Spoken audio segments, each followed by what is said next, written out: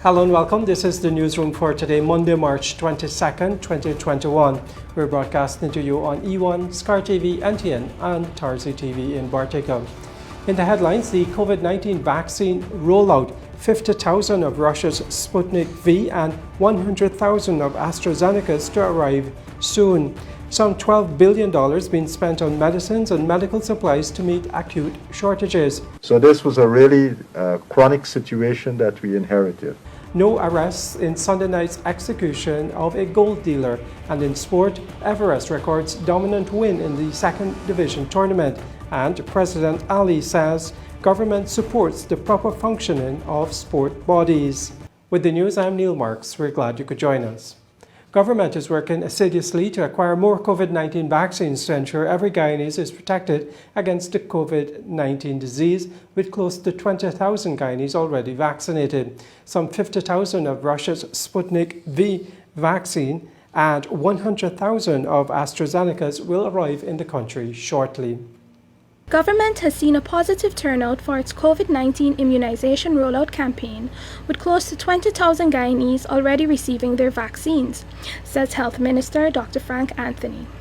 The Health Minister, during his daily COVID-19 update earlier today, revealed that government is currently in the process of increasing vaccination sites countrywide to ensure that every Guyanese is protected. This would be completed in the new week. So apart from those fixed sites that we had set up, we have been able to work with our healthcare workers at the health center. And you would see us now shifting to a lot of the health centers across the country because these nurses, they know how to give vaccines. We have given them the additional information pertaining to the 2 vaccines that we are currently using. And so we'll be sending out doses to these health centers so that they can now do the vaccination at health centers. So that's in the process of being rolled out. And by doing that, we anticipate that we'll be able to reach more people closer to where they live.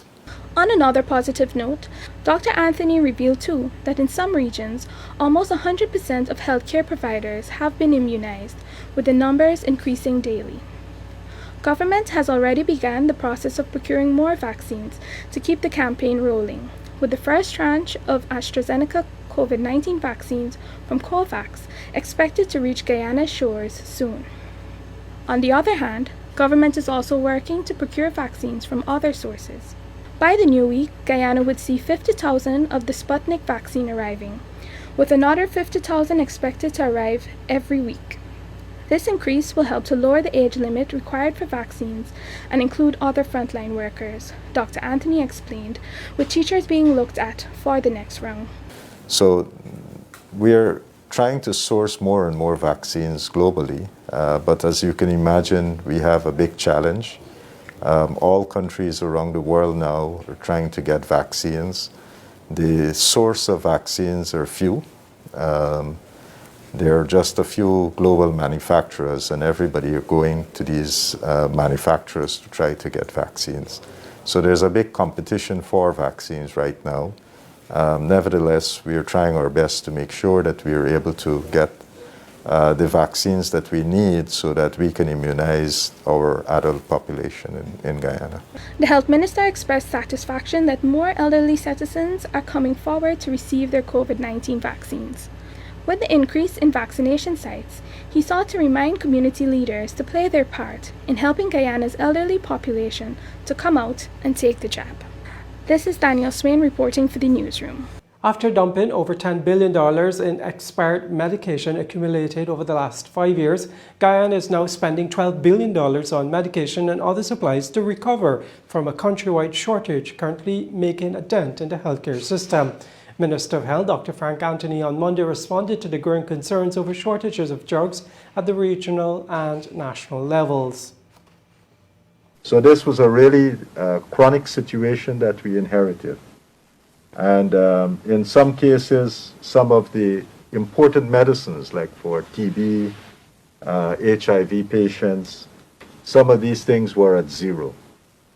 In terms of a lot of our chronic disease patients, in terms of diabetes, hypertension, cardiovascular diseases, many of these medicines were almost at zero. To sustain the operations at, say, our theaters, many of the drugs that we need to use in the theaters were not available. Anesthetics for dental services, again, these were a problem. HIV test kits. Many of these kits we were low in supply. Chemistry reagents for laboratories, these things were not available. And therefore, it put us in a very challenging situation. Between March and September of 2020, the MMU had these challenges also with PPEs. And you would recall many of the nurses and other frontline healthcare workers were asking us for PPEs because they were not getting enough. At the present time, what have we done to stabilize the situation? We have been working very hard to procure things into the system. And so last year, we did an emergency procurement, and we have expended close to $12 billion to ensure that we get supplies into the system. Of this $12 billion, we spent $4 billion on essential medicines, just to bring in medicines that are urgently needed. And we spent another $5 billion acquiring PPEs. And we spent $3 billion just to buy reagents so our laboratories can function properly. And with this, we have been able now, when someone sent in a crib from the region, to at least be able to meet about 64 to, and in some cases, depending on what they were asking for, to maybe 100% of their needs. The police have so far made no arrests in the execution of gold dealer Ricardo Fagundes, called Paper Shorts of Kitty, Georgetown. Fagundes was shot dead just after 9 p.m. on Sunday night at Main and Middle Streets in Georgetown. Police headquarters said Fagundes was drinking with a known colleague when he received a call on his cell phone. As he exited the night spot, police said several loud explosions suspected to be gunshots were heard. The victim was seen lying motionless on the road on his back in a pool of blood, with several of what appeared to be gunshot injuries about his body, and several spent shells were found at the scene, police said in a statement. Fagundes was pronounced dead at the scene by a doctor attached to the EMT ambulance services of the Stabroek Fire Station. Police are continuing their investigations. When the newsroom returns, a new push to end human trafficking. This is the newsroom. 2 Kaicher News security guards were on Monday remanded to prison for the murder of a vagrant who was beaten to death at the newspaper's premises at Safon Street, La Penitence, Georgetown. Tony Waldron, 39, and Jan Licorice, 49, appeared before Chief Magistrate Anne McLennan at the Georgetown Magistrates Court and were not required to plead to the charge that on March 16 they murdered 58-year-old Mohabir Singh. They were represented by attorney-at-law Lachmi Rahamad and were remanded to prison until April 19. According to reports on the day in question, Singh's lifeless body was found under a shed on the Kaicher News premises. A post-mortem examination done by government pathologist Dr. Nihal Singh gave Singh's cause of death as brain hemorrhage due to blunt trauma to the head. Initial investigations led to the arrest of the 2 security officers after detectives reviewed footage from CCTV nearby. The Ministerial Task Force on Trafficking in Persons is hosting a 2-day workshop to finalize the 2021 to 2023 National Action Plan for the Prevention and Response to Trafficking in Persons in Guyana. The workshop is set to develop a program that will filter to every agency that deals with trafficking in persons. Sheena Henry tells us more. Minister of Human Services and Social Security, Dr. Vindhya Prasad, in her opening remarks emphasized the importance of the workshop being approached from a multidisciplinary and multi-stakeholders standpoint, as the ministry has focus of tabling legislation in Parliament as well as updating its regulations within the legislation. Today, as you embark on this conversation that is so necessary and so important as we continue to work towards the maintenance of our Tier 1 status, I want to say that we must, even so, overemphasize the importance of training. And through the Ministry of Human Services and Social Security, we will be placing much emphasis on training in anti-tip. Through the Ministry of Human Services and Social Security, forestry officers, police ranks, customs officers, community policing groups, local government authorities, accounts and administrative staff of the Ministry of Human Services and Social Security, transport operators, and members of civil society will be trained. The minister further went on to say that the campaign and training will be done in foreign and indigenous languages. We believe that awareness needs to be out there because trafficking in persons can be considered invisible. It's called modern-day slavery because persons lose all of their rights when they're embraced in the grip of a trafficker. And trafficking in persons has no age limit, no discrimination when it comes to gender or race, and we need to recognize it, expose it, but more importantly, report it. Meanwhile, Minister of Home Affairs Robeson Ben said that human trafficking regulations need to be looked at with respect to human smuggling and that it is of the ministry's view to also deal with human trafficking in relation to people smuggling and who victims come into contact with. We reduce the number of places where obviously it's going on. We will reduce the number of confrontations and other issues, and of course we increase the number of persons brought before the courts, brought to justice in respect of trafficking in persons. Recently, the Ministry of Human Services and Social Security Counter-Trafficking in Persons Unit held a training workshop to help traffic ranks identify cases of trafficking in persons. The ministry in 2020 recorded 225 victims of human trafficking. The ministry and the ministerial task force have over the years developed and implemented various initiatives to respond to the issue. For the Newsroom, I am Sheena Henry. President Irfan Ali on Sunday joined family members of Anthony Court at Sandy's funeral parlor for the funeral of the 10-year-old who lost his life tragically on March 11 during a robbery in Sophia, Georgetown. President Ali comforted Court's mother, Denise McPherson, and other relatives who were gathered. The president condemned the killing and noted that this is a time for all Guyanese to unite in prayers in support of the grieving family.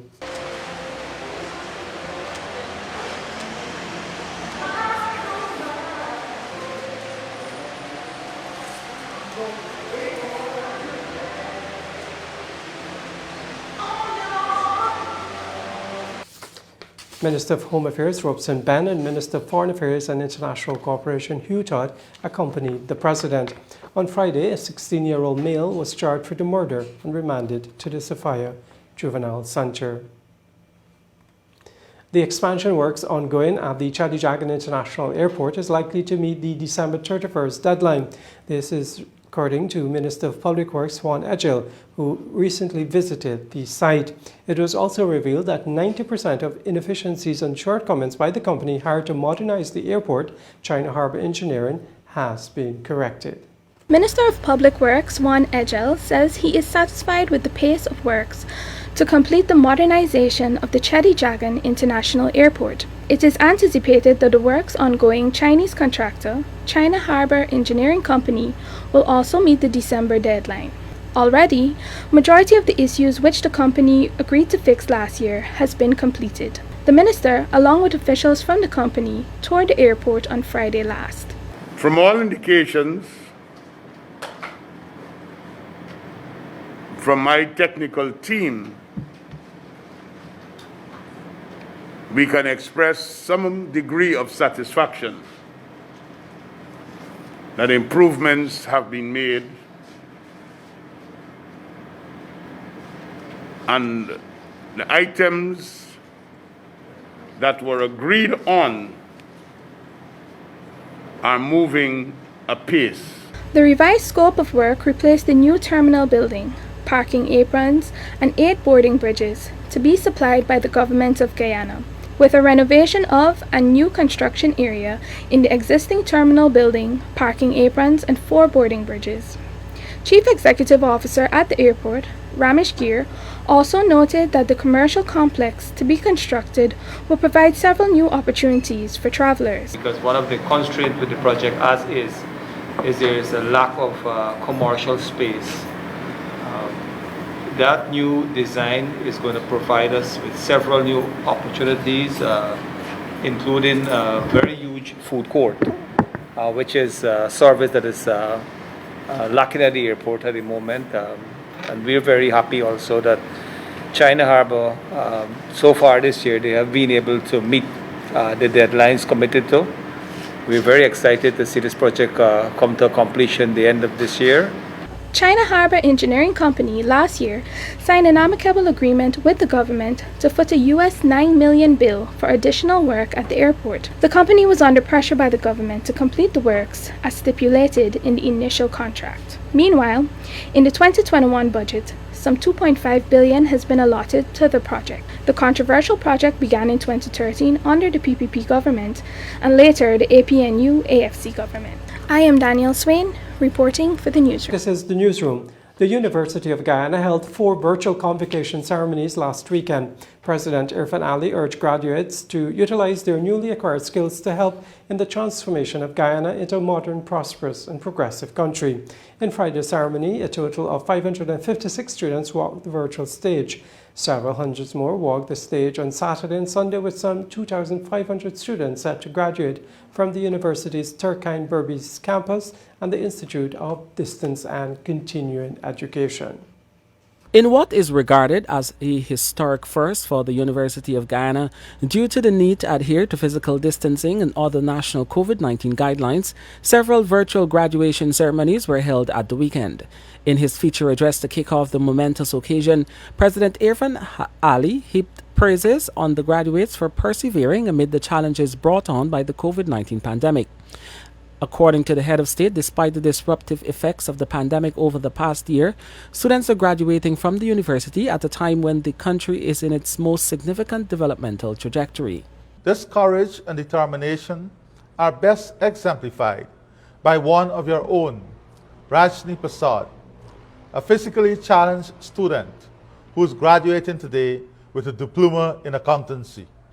Her grit and determination inspire us all and remind us of that famous quote by Napoleon Hill, who said, "Whatever the mind of a man can conceive and believe, it can achieve." I ask you today to believe in your abilities, to be seized by that conviction that no matter what life throws at you, henceforth, that you will prevail. The president said the University of Guyana has played a critical role in preparing citizens to better craft, participate in, and advance national development. He told the graduates, Guyana needs you. To the graduates, I must stress at this point that there exists a plethora of empirical evidence showing a direct correlation between the level of education you have attained and your capacity for civic engagement. This has substantial relevance currently as we embark on a national initiative to foster greater levels of tolerance and inclusion. I urge you to be in the forefront of our efforts to eliminate the practice of defining ourselves by race and by politics and usher in a new era where we are defined more by our nationality and by our common love for each other, for our country. This is a critical prerequisite to us improving our collective fortunes and leaving a legacy of unity and prosperity for our progeny. Valedictorians for the 2019-2020 academic year, Deepa Amrita Odit from the Turkine campus and Savitri Budram from the Berbice campus, were also honored by the president at the weekend. Odit, 24, read for a Bachelor of Science in Pharmacy and earned a GPA of 3.98, while Budram, 36, read for a Bachelor of Education Administration Secondary and earned a GPA at 4.0. They both received the President's Medal from President Ali for the Best Graduating Bachelor's Degree Student.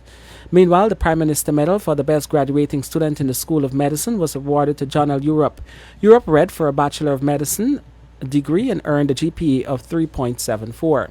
The Prime Minister Medal for Best Graduating Student with the degree in Public Management went to Desiree Noble, who read for a Bachelor's of Science degree in Public Management and achieved a GPA of 3.85.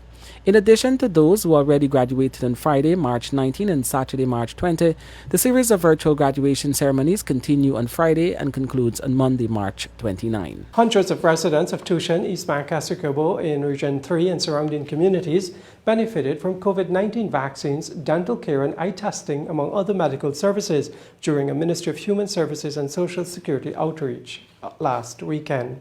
Among the services persons accessed at the weekend were old age pension, public assistance, and counseling. Residents were also engaged in opportunities for skills training offered by the Ghana Women's Leadership Institute. Issues addressed included child abuse, domestic violence, and trafficking in persons.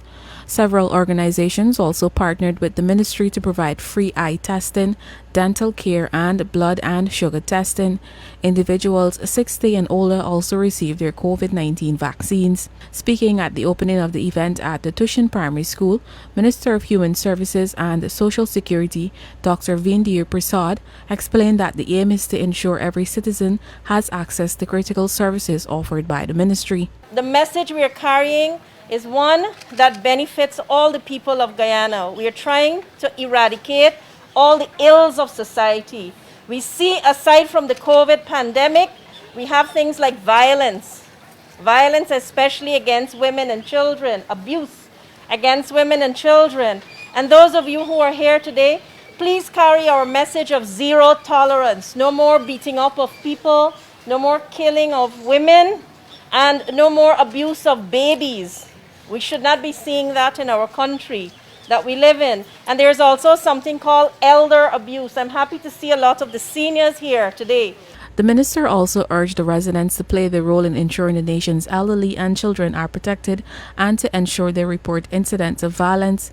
The activity is part of a national public engagement program aimed at creating linkages between the people and the central government and ensuring the public has access to key services being offered by the state. Reporting for the newsroom, I am Isanala Patwo. The method to dispose of waste, which has been proven to be environmentally safe and also allows for faster degradation of waste, has now been implemented at the Hags Wash landfill at Eccles, East Bank, Demerara. Solid waste is becoming more and more difficult to manage with Guyana's growing economy.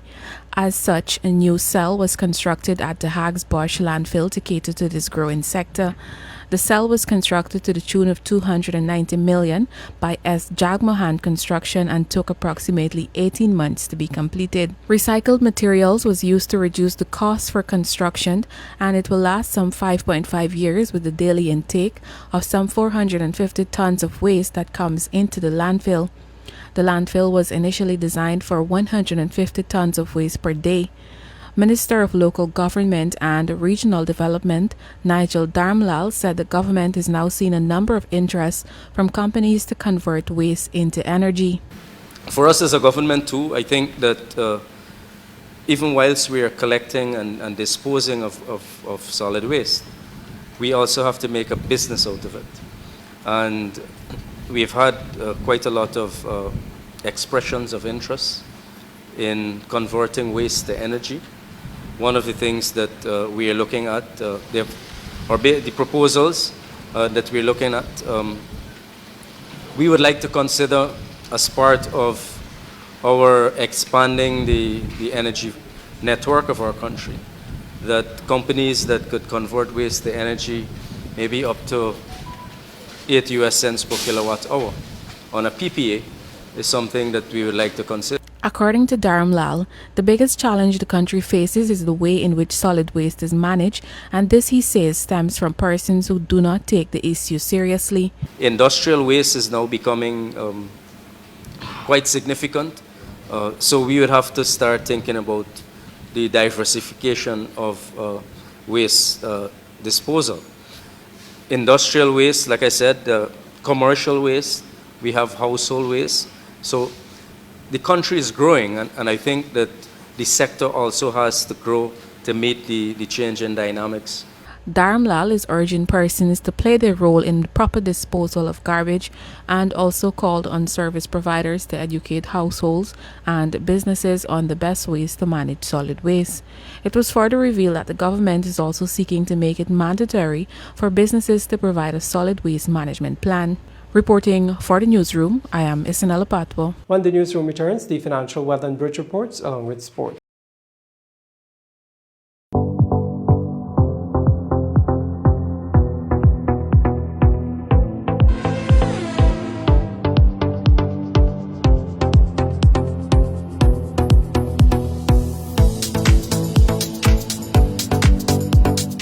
Welcome back. You're watching the newsroom and it's time for sport. We begin with cricket.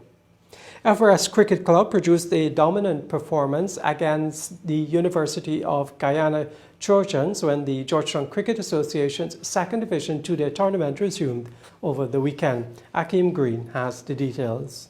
Everest resumed from the overnight total of 172 for 4 and declared on 265 for 9 with a lead of 173 at home.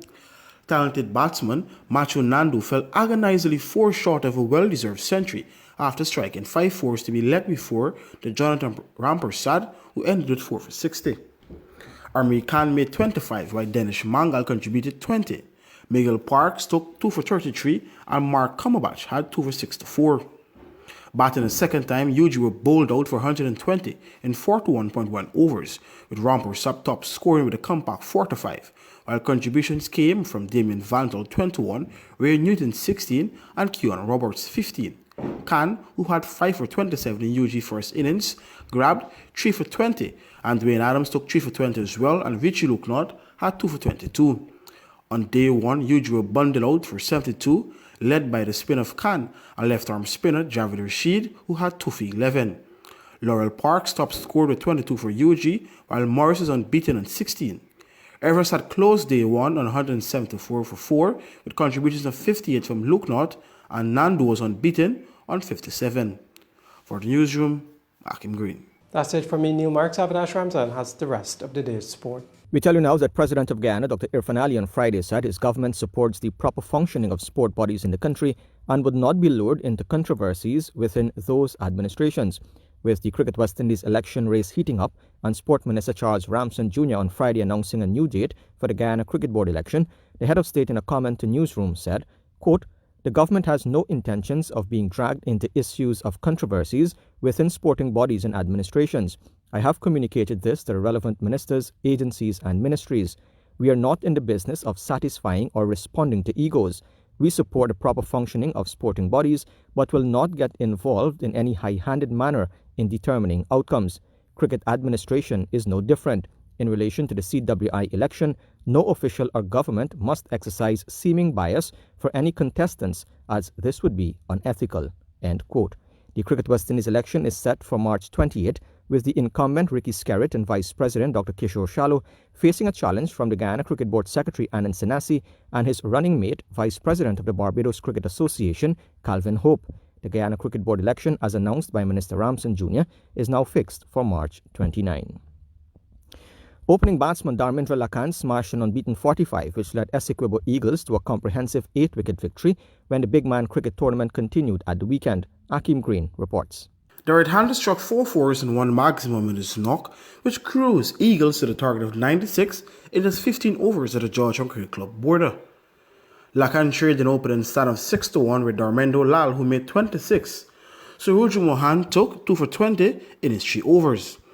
Earlier, B. Shampersad with 3 for 14 and Ramesh Narayan with 3 for 17 shared 6 wickets, which restricted Upper Quarantine to 95 for 9 in 20 overs. The Burbis unit made a solid start with openers Gobind Rupram and Nogi Khan adding 26 before Khan was dismissed for 13.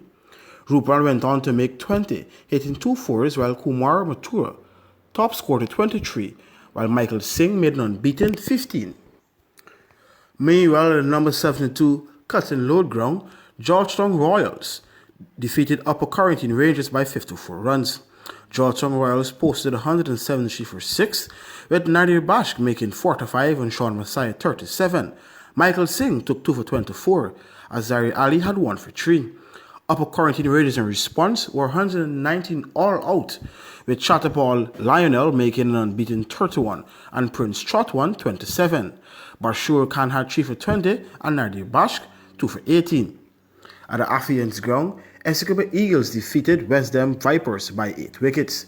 West Dem Vipers posted 125 for 9, with Munishwar Balgabin making 46 and Church Ramdeen 23. Bisham Prasad took 4 for 23, while Travis Simon had 2 for 16. In response, Eagles cruised to 128 for 2 from 17.1 overs, with Ramesh Narayan cracking an unbeaten 6-4 not out and Darmendo Lal making 36. Diopal Drapal was unbeaten on 18. Lalta Suknanan took 1 for 23, while Suraj Ramdeen had 1 for 37.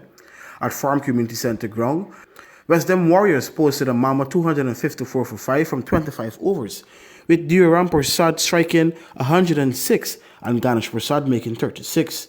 Ewan Williams made 29 and Patrick Khan had 27. Sean Hole had the best figures of 1 for 36. In response, Regal Warriors were 29 for 9 when the innings closed from 10.2 overs. Steve Harrypaul had 5 for 4 and Stewart 3 for 9. The tournament will continue on Saturday and Monday. For the newsroom, Akin Green. And Elzari Joseph, the West Indies fast bowler, is to join Worcestershire as their overseas player for the opening weeks of the 2021 season. Joseph, who is currently playing against Sri Lanka in the first test in Antigua, will fly into the UK from the Caribbean on April 4 and will be available for Worcestershire in their first 7 county championship fixtures. The ongoing test is Joseph's 15th, in which he has claimed 34 wickets in addition to a further 54 in 34 ODIs. He was part of the West Indies squad that toured England during last summer's biosecure test series, claiming 3 wickets in his 2 test appearances at Southampton and Manchester. And with that, we've come to the end of the news for this evening. My name is Avinash Ramzan. Thanks for watching.